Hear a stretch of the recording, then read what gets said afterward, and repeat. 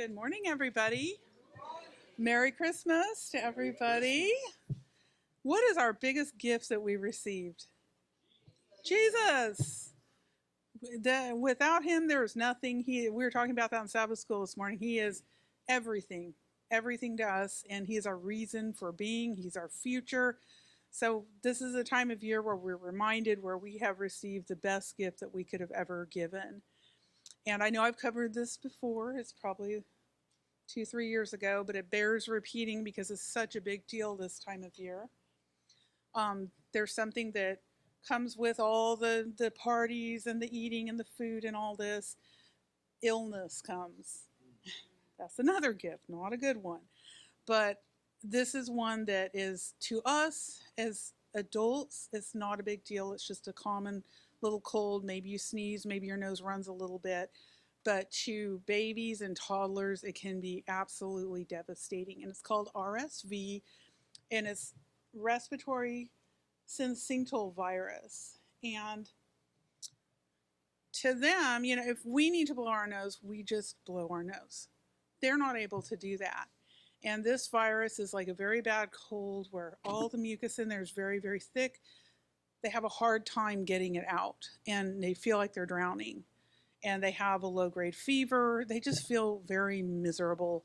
And we've had, it seems to have gotten worse over the years. We didn't used to have to put breathing tubes in a lot of these babies. They would just come to the hospital. Maybe they'd be there a few days. It seems they're getting sicker and sicker and sicker with this. So when we're out interacting with families, people's children, just keep in mind that this is a huge risk to them and something that's very easily spread, but something that's pretty easily prevented as well.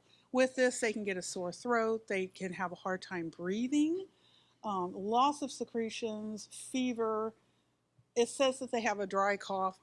It's not dry, they just can't get it out themselves. So they have to have a lot of help getting this secretions out. So that usually means they come to the hospital and we have to suction it out for them. We may have to put them on different breathing devices to help them out. There are things we can do to prevent this.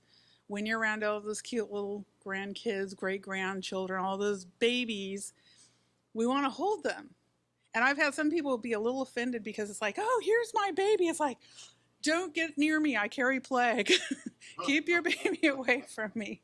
I'm around these children all the time, so I'm not going to hold your baby. I'll admire from afar. But the more we get up in their face and you want to kiss them and what have you, the closer you get, the more of this you can expose them to. And we don't know what all we've been exposed to.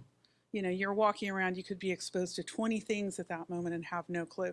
So we can spread this very unintentionally.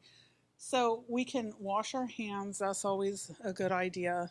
Be aware of what you touch because surfaces are dirtier than you think. So before you touch people or children, wash your hands. If you're going to touch a child or a baby, try and wash your hands, especially if you've been out to the store, anywhere public, just wash all of that off. Avoid crowded indoor spaces. I know with all the Christmas shopping that might be a little tricky this time of year, but touching surfaces is one. You can pick up all kinds of lovely things from, I've picked up an eye infection from touching a surface at work that I hadn't sanitized yet.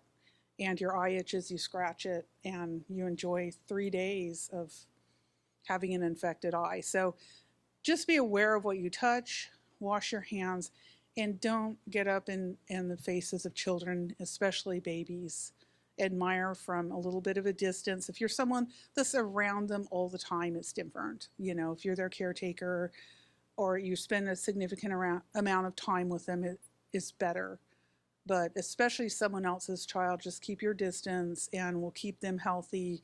Out of the hospital, we can avoid that whole experience and enjoy the season more if we're not having to drive to the hospital. So just a little reminder, and I wish everyone a merry and healthy and happy Christmas.